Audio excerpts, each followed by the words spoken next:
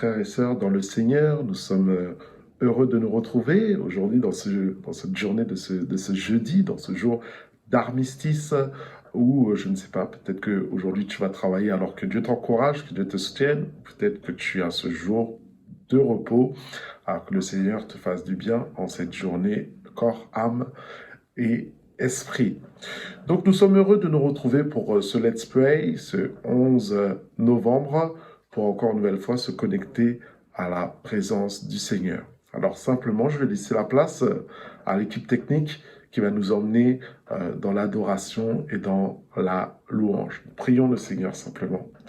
Merci mon Dieu pour ce moment, merci mon Dieu pour cette journée.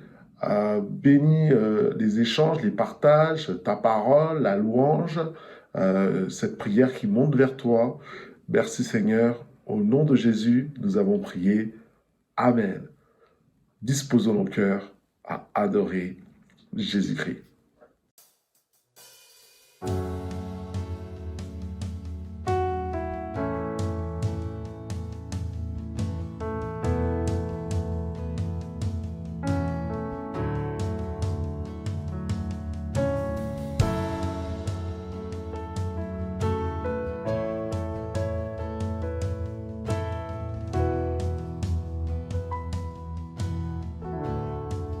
J'ai cet espoir,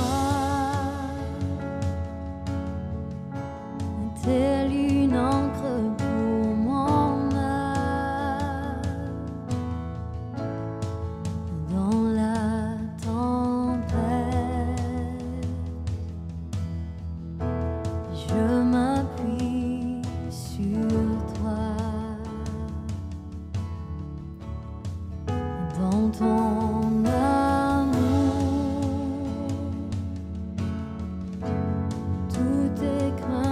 disparaissent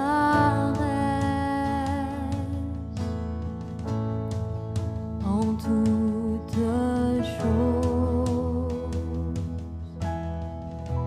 J'ai confiance en toi.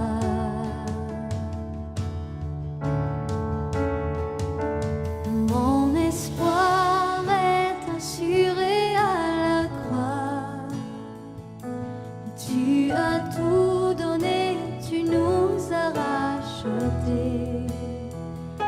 Et cet espoir est une encre pour mon âme, inébranlable.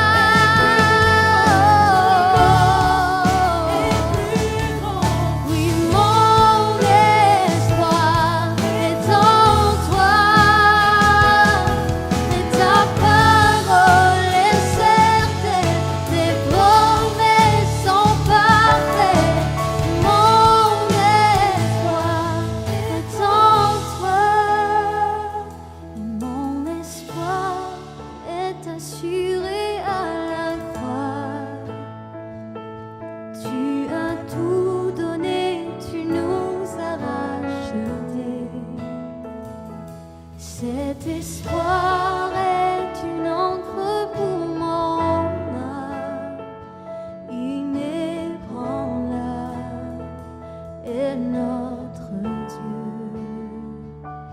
Mon espoir est assuré à la croix. Tu as tout donné, tu nous as rachetés. Cet espoir est une encre pour mon âme, inébranlable est notre Dieu.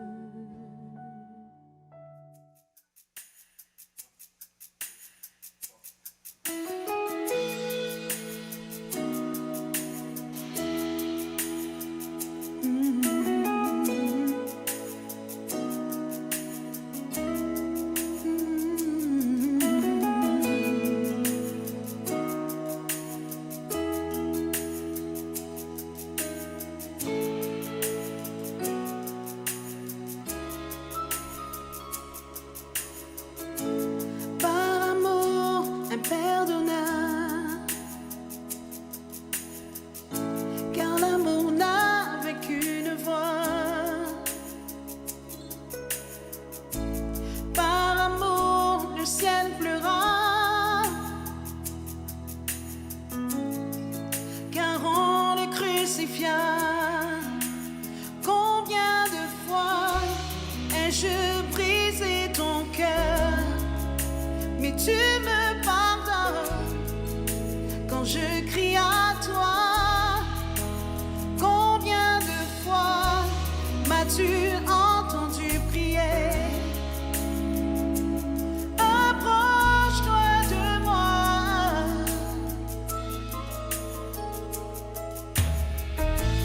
Par amour je chanterai, m'unissant au chant des anges. À jamais le roi est saint.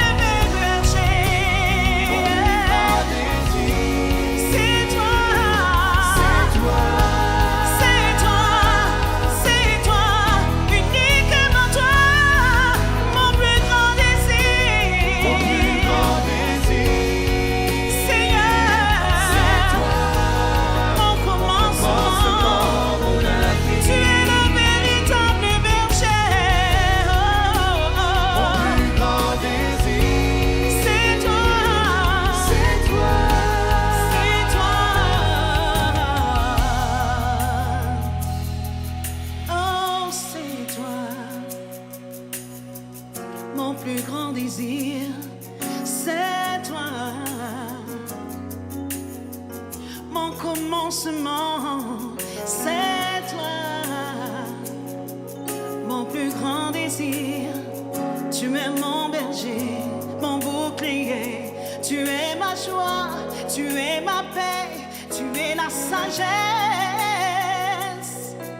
Tu es tout ce qui est bon, tout ce qui est grand, tout ce qui est.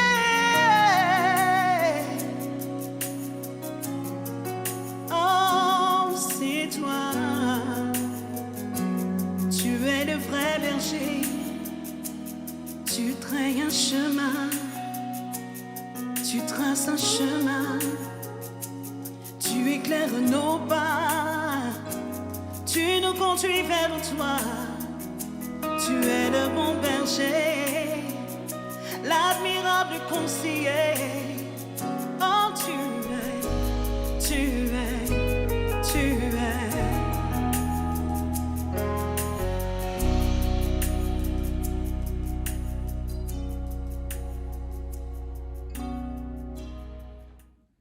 Voilà, merci pour ce temps d'adoration et de louange qui ouvre nos cœurs à la parole du Seigneur Jésus-Christ. Donc simplement, je voudrais remarquer encore qu'aujourd'hui nous sommes l'armistice. Et qu'est-ce qu'est l'armistice? Ça représente la fin de la guerre, de la Première Guerre mondiale, le 11 novembre 1918, un siècle que certains n'ont pas connu, qui n'étant même pas nés, on sera arrivé dans les années 2000-2001. Mais nous voyons donc que cet armistice, qu'est-ce qu'il a créé? Il a créé vraiment cette fin de cette guerre, cette triple entente qu'il y avait entre la France, le Royaume-Uni et l'Empire de Russie, et cette triple alliance qu'il y avait entre l'Allemagne, l'Empire austro-hongrois et le Royaume d'Italie. Et nous voyons que cette guerre a engendré cette première guerre au niveau mondial à travers les alliances qu'il y avait les uns envers les autres, des compagnons de soutien. Nous voyons qu'il y a eu 60 millions de soldats à travers le monde qui ont combattu durant cette guerre. C'est pratiquement, nous sommes à peu près 70 millions d'habitants en France. Nous voyons, c'est pratiquement toute la population de la France qui était en guerre. Vous imaginez, là vous êtes en guerre, nous sommes en guerre, tout le monde est en guerre. Et cette guerre a duré pendant pratiquement 4 ans. 4 ans de guerre qui a fait exactement 10 millions de morts qui ont perdu leur vie sur le front de cette bataille. Cela fait ce parallèle entre cette guerre physique qu'il y avait, mais nous, ça nous fait ce parallèle avec cette guerre spirituelle qu'il y a aussi dans la vie de tous les jours, sur chaque homme. Il y a une guerre spirituelle qui est engagée depuis la chute d'Adam et d'Ève. Le monde est en guerre spirituelle face au péché, et c'est le péché face à la sainteté, c'est Jésus face au diable, pour l'influence spirituelle sur les hommes, l'influence spirituelle sur chaque nation. Et nous voyons que des hommes et des femmes perdent leur vie, et chaque jour, des gens partent dans la perdition, vont dans le lieu de la perdition, et cela est une mort, pas simplement la mort physique, mais encore une mort spirituelle, ce qu'on appelle la deuxième mort, les temps de feu qui est là, et auxquels, par la grâce de Dieu, nous ne devons pas aller. Mais cela nous fait ce parallèle de ces combien de personnes aujourd'hui ont perdu leur vie pour se diriger vers la géhenne. Donc nous avons besoin de nous remettre en action, nous remettre en réflexion, nous remettre en pensée, de regarder ce qui se passe autour de nous pour que nous puissions faire les choses comme Dieu le veut, comme Dieu le désire, et penser aussi vraiment à cette vie après la mort. Et vous savez que pendant la guerre, dans les tranchées, il y avait tellement de boue, de situations un petit peu compliquées dans lesquelles les soldats travaillaient, les soldats se battaient, que des fois ils s'enfonçaient dans la boue, et tellement ils étaient enfoncés dans la boue, nous voyons que par faiblesse, par manque de force, les gens les piétinaient, marchaient sur eux, et c'est comme ça simplement qu'ils perdaient la vie, dans la boue. Et cela nous fait penser à la boue qui est la boue du péché, la boue qui est là, qui veut nous engloutir, qui veut nous asservir, qui veut nous enlacer, comme nous dit Hébreu, le péché, la séduction du péché qui vient si facilement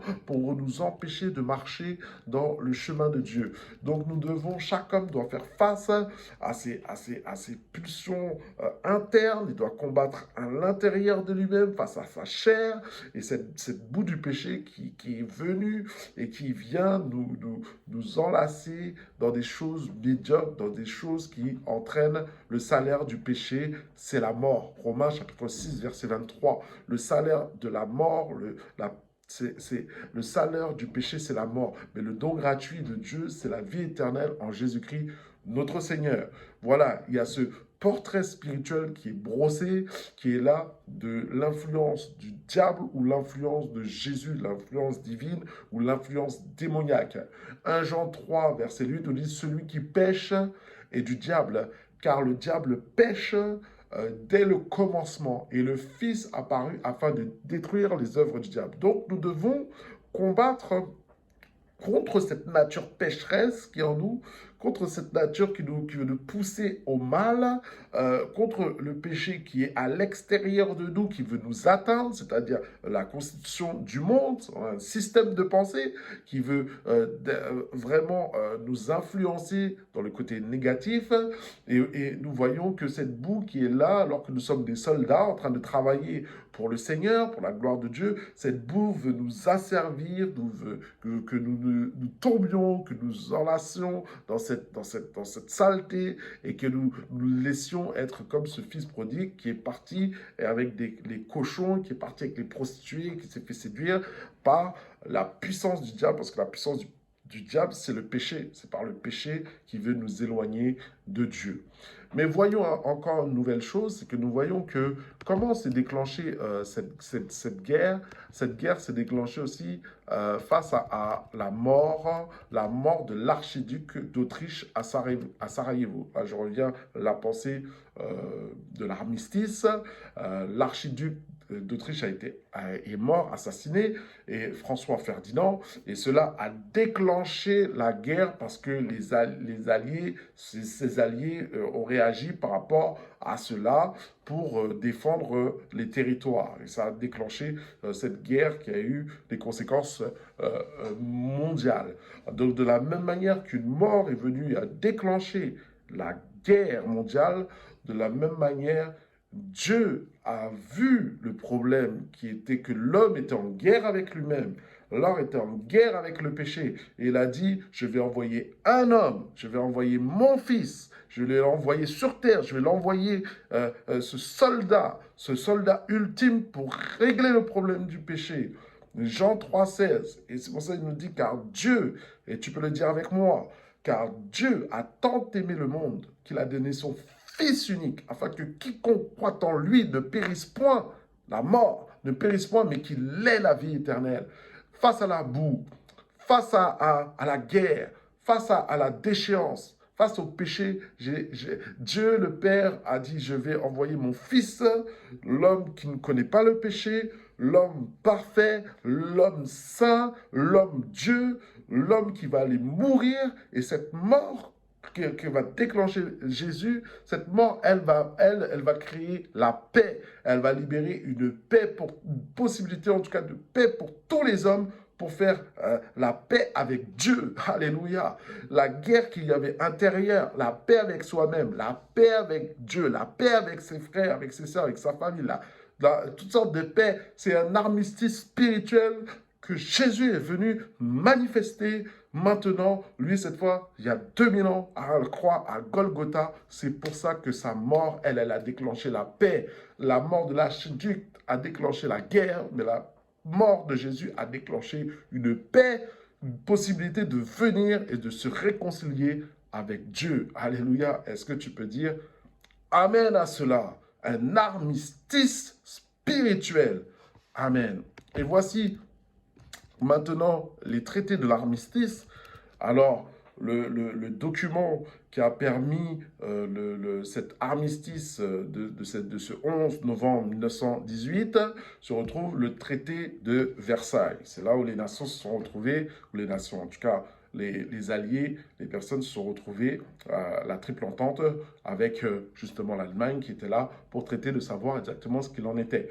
C'est pour ça, mettant fin officiellement à la guerre, hein, je cite des recherches que j'ai pu faire, un armistice permet aux pays demandeurs d'avoir un traité de cessez-le-feu. Mais dans les faits, les termes de l'armistice peut être très humiliant et obligeant par exemple le vaincu à céder des territoires ou à rembourser des dégâts occasionnés durant la guerre. Voilà ce qui s'est passé. C'est que l'Allemagne a été vaincue, l'Allemagne a été humiliée, obligée de se démilitariser, perte des parties de colonies qu'il avait, elle-même qui a dit que c'était un dictat.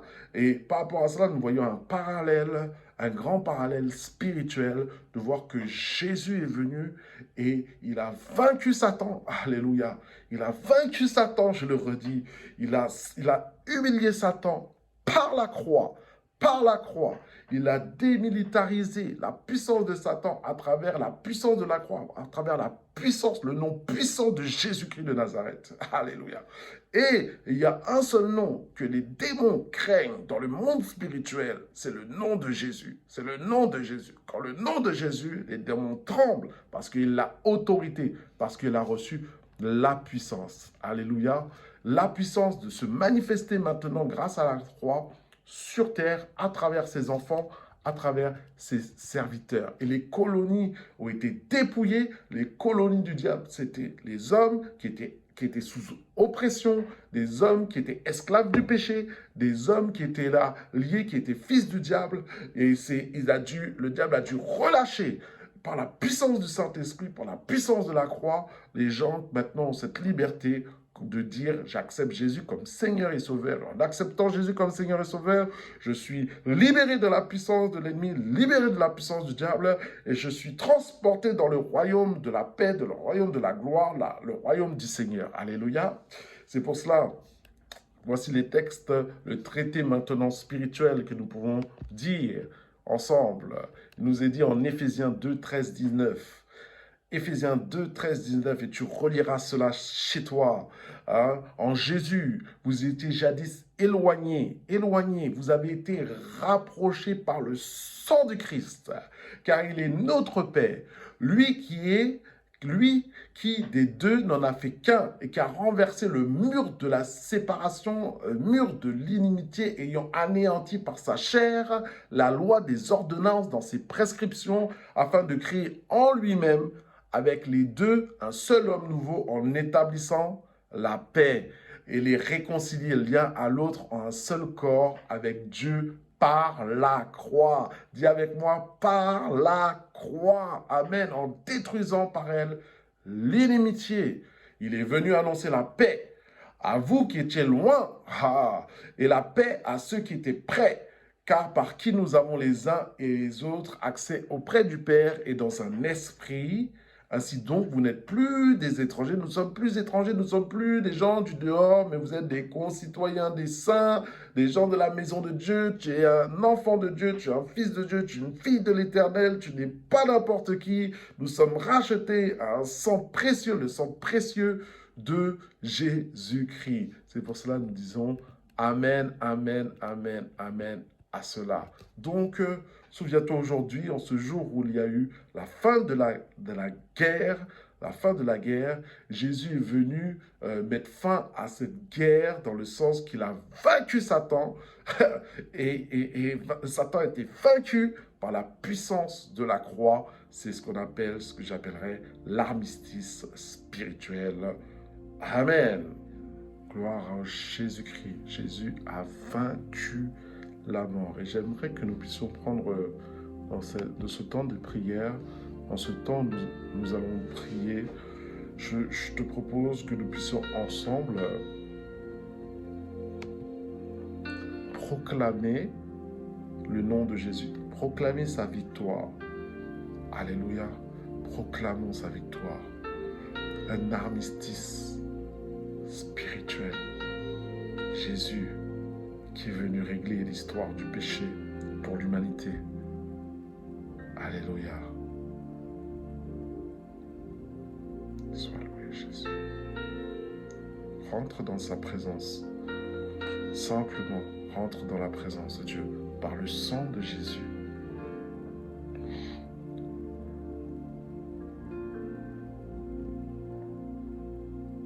Sois loué, Jésus.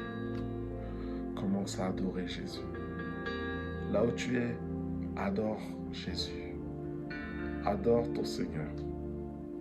Adore le Sauveur. Adore ton Rédempteur. Adore-le. Adore-le. Dans ta voiture, adore-le. Dans ta chambre, adore-le. Bénissons ton nom, Jésus. Tu es digne d'être loué. Tu es digne d'être adoré. Tu es digne d'être exalté, Jésus. Oui, Seigneur. Reçois l'adoration. Reçois la louange. Reçois l'exaltation. Reçois nos cœurs maintenant qui s'ouvrent à toi, nos cœurs reconnaissants. Oh Jésus,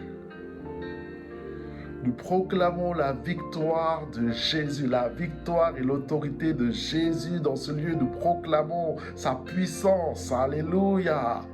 Gloire et honneur à Jésus-Christ. Que tout ce qui respire loue l'Éternel.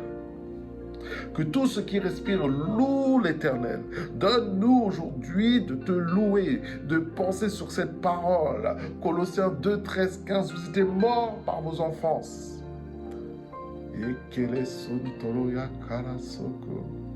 Par l'incirconcision de vos chairs, de votre chair. Ils vous ont rendus à la vie avec lui en nous faisant grâce par toutes nos enfances.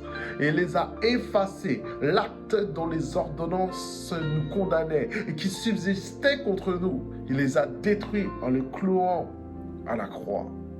Il a dépouillé les dominations, il a dépouillé les autorités, il les a livrés publiquement en spectacle.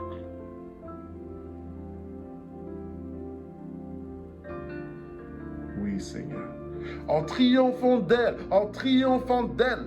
par la croix, par la croix.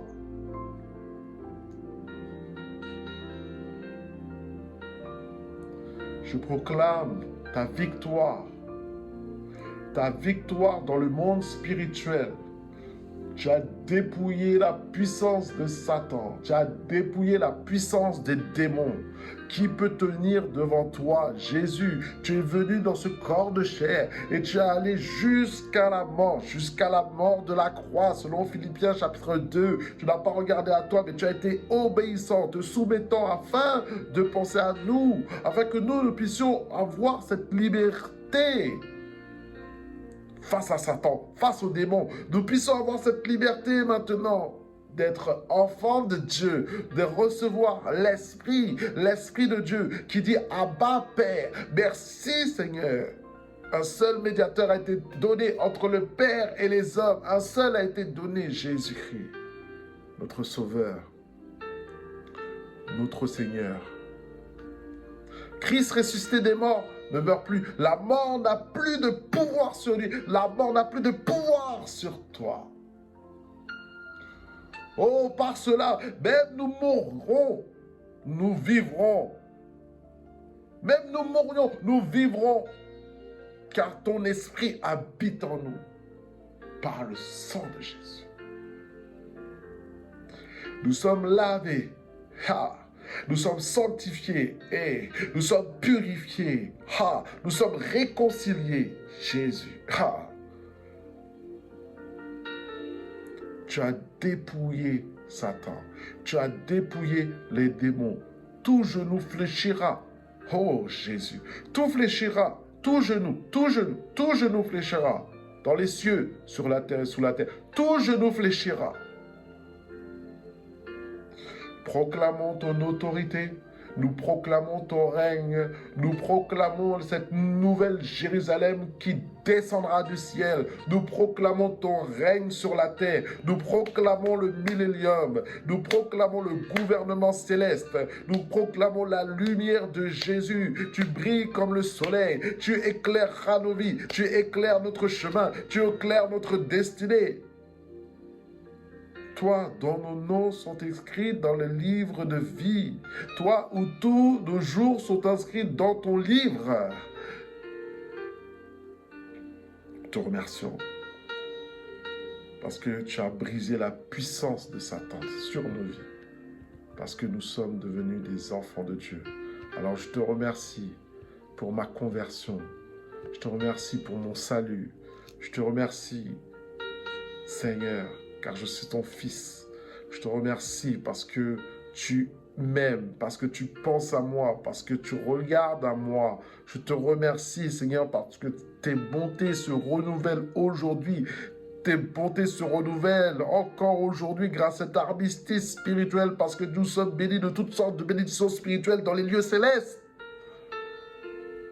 Alléluia. Sois loué, Dieu Tout-Puissant. La grâce de Dieu. Nous n'allons jamais perdre cette joie de te connaître, cette joie d'être appelé enfant de Dieu, cette joie d'avoir été délivré de la puissance de l'ennemi. Nous te remercions, Jésus. Des enfants d'adoption. C'est pour ça que pour nous dire, notre Père qui est aux cieux, que ton nom soit sanctifié, que ton règne vienne, que ta volonté soit faite sur terre comme au ciel. Donne-nous aujourd'hui notre pain quotidien. Ne nous induis pas en tentation, mais délivre-nous du malin, car c'est à toi qu'appartient le règne, la puissance, la gloire au siècle des siècles. Oui, c'est toi entre tes mains, qu'est nos vies, qu'est nos cœurs, qu'est nos familles, qu'est nos destinées. Et nous allons prier pour ceux autour de nous qui ne connaissent pas le Seigneur, qui n'ont pas encore reçu cet armistice spirituel, mais qui sont sous le joug de Satan.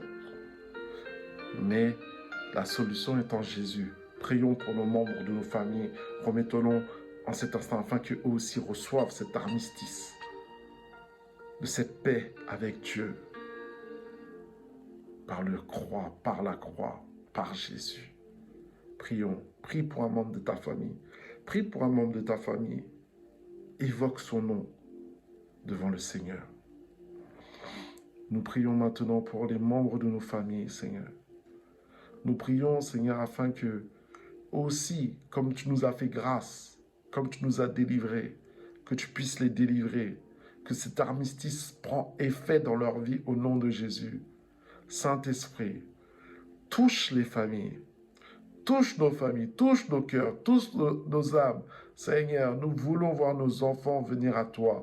Nous voulons voir les fils prodigues venir, Seigneur mon Dieu éternel, et te demander pardon et revenir à la maison au nom de Jésus. Tu viens le faire par la puissance du Saint-Esprit, car c'est toi qui convaincs de péché, de justice, de jugement. Alors, Seigneur, que nous prions. Tu dis dans ta parole que la prière du juste a une grande efficacité. Alors, je ne prie pas en vain. Ma sœur ne prie pas en vain. Mon frère ne prie pas en vain ce matin, cette journée. Nous prions pas en vain pour le salut des membres de nos familles. Nous voulons qu'ils soient à toi. Nous voulons qu'ils soient aussi délivrés de la puissance de l'ennemi. Tu viens le faire par ton Saint-Esprit. Te remettons, te remercions pour ces temps, pour ces moments. Tu bénis cette journée et tu nous gardes dans ta présence avec cette conscience du monde spirituel, cette conscience de cet armistice que tu as effectué à 2000 ans. Merci Seigneur. Le combat est déjà gagné. Le combat est déjà gagné. Amen. Que Dieu vous bénisse. Que Dieu nous fasse du bien. Excellente journée à tous et bon repos dans son armistice spirituel. Amen.